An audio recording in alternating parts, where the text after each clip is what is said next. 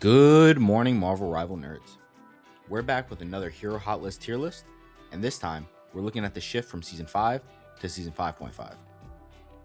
We're also looking at the implications that the stats had on the Season 6 balance changes. Before we get started, please don't forget to like, comment, and subscribe, and leave any feedback that you feel will be useful moving forward. So as always, we're starting with the S tier, and most of these characters are getting warranted nerfs, which makes me super excited for the next season. Starting at the top, we got Penny, Rocket, Invis, Gambit, and Rogue. Penny has an insane win rate at both high ranked and low ranked, carrying her to her spot atop this list. Her pick rate is slightly falling, likely due to the increased number of bans that she's seeing. Similarly, Rocket is seeing a drop in pick rate, but still holds one of the highest win rates in the game. I'm so happy their team up is finally gone. However, this isn't the end of the Penny terrorism. People have become much more comfortable with her and will continue to play her in her niche maps. Next we have Invis, one half of the Disastrous duo. She's been seeing a ton of bans, but she has held steady in both her pick rate and win rate across all ranks. You can't really say the same for her other half, as Gambit's ban rates have been off the charts. Therefore, his pick rates have gone down the drain. Both of these characters received sizable nerfs, but Gambit lost so much self-sustain and healing output, he may not be an auto-ban anymore. Lastly, we have Rogue. I'm really glad to see the new characters doing well, and being fun to play. With almost no changes coming in Season 6, this allows her to balance out naturally. Now on to the A tier. Some of these characters may shock you. First up, we have Mag. He's still king at the highest ranks, literally number 1 on the tier list. But with the increase in Gambit bans and a new tank eating up some of the pick rate, Mag's playtime has also dropped across the board. Thor may be one of the biggest winners of Season 5.5. The hammer push buff really changes Thor's entire identity. It makes him so much fun and so flexible in many situations. But then we have the actual biggest winner of Season 5.5, Ultron.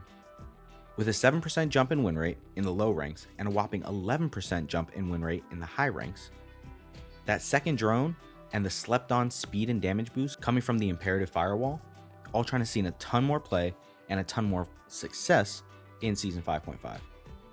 With no Ultron changes coming in Season 6, this may be an issue that needs addressing in the next season.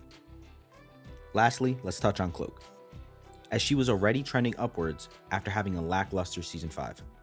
But I think the buffs given to her in Season 6 were a bit over the top, and may make her S tier once again. Now if you haven't already noticed, there's only been one DPS in the S and A tiers. Shout out to Magic. That's because the cast is so diverse, and you need an insanely high win rate to counteract the low pick rates that each of those characters have. Therefore, this will be the last statistical tier list with all the roles in one. Not to mention, Deadpool makes things funny, to say the least. Anyway, on to the B tier. Per usual, the tier is filled to the brim, and I won't get to talk about everyone. So let's start at the top with Daredevil. Daredevil definitely should have been higher than B tier, but the bans were really dragging his pick rate down. I would love it if NetEase gave us any information about the ban rates to complete our dataset. But of course, Daredevil was broken, and definitely needed the nerfs that he got. But nerfing melee characters is a delicate balance, because any small changes you make can have a huge difference in the gameplay. Another casualty of introducing a new tank into the game, Doctor Strange, falls to the B tier. Strange has been a TP bot for way too long, and reintroducing his 130 damage Maelstrom pop is just the thing he needed to be relevant again. But let's not sleep on the new movement that the levitation provides, as it opens up all kinds of playmaking potential. Also in the B tier, we have Moon Knight, and can we talk about how he's the most picked DPS in the low ranks by a wide margin? And he's actually third behind Bucky and Phoenix in high elo. This may be something that needs addressing later in the future. Hawkeye didn't have any major movements in terms of pick rates or win rates, but he's still one of the most banned characters just because he's not fun to play against.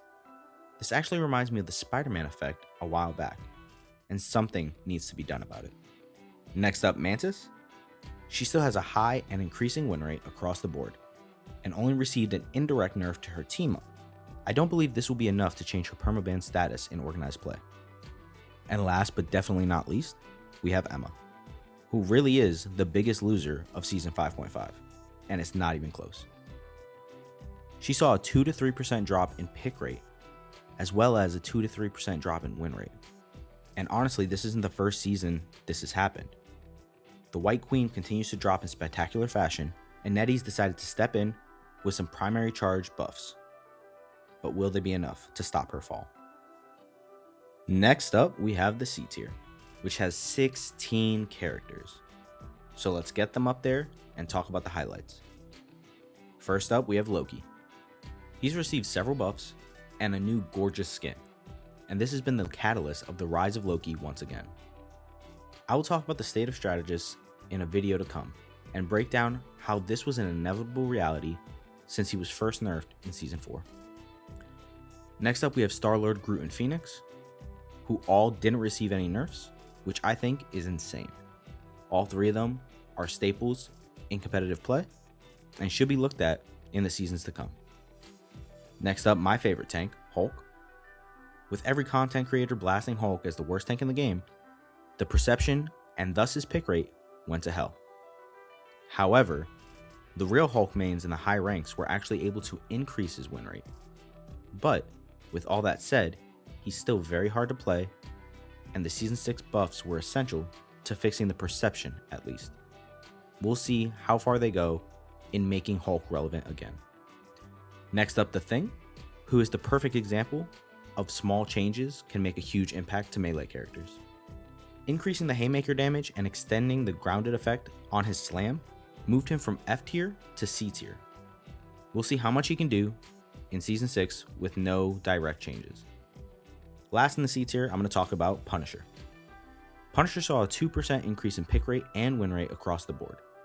And to say the only difference is the 1 damage per bullet change that he received in Season 5.5 would be disingenuous, as the changes from Season 5 also contributed to Punisher's success.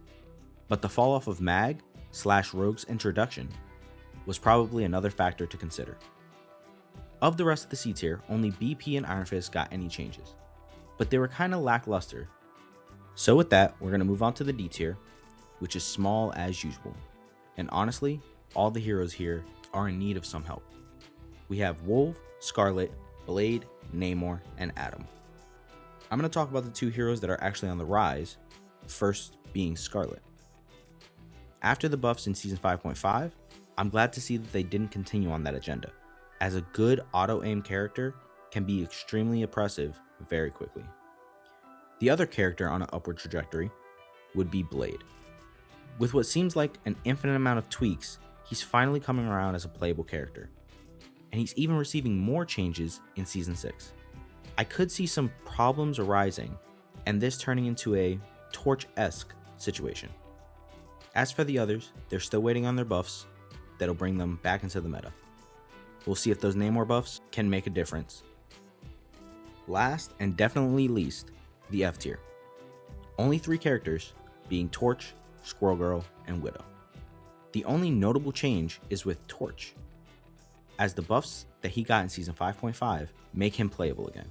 However, not the same dominant state that he once was. It really sucks that he may be the least played character in the entire game throughout all the ranks, so we don't often get to see the impact that these changes had. As for Squirrel Girl and Widow, they're going to be calling the F tier home for a bit longer. With all that said, thank you so much for watching. This has been Judgment Monk with the Hot List tier list. Be sure to like, comment, and subscribe, as more Rivals content is sure to come.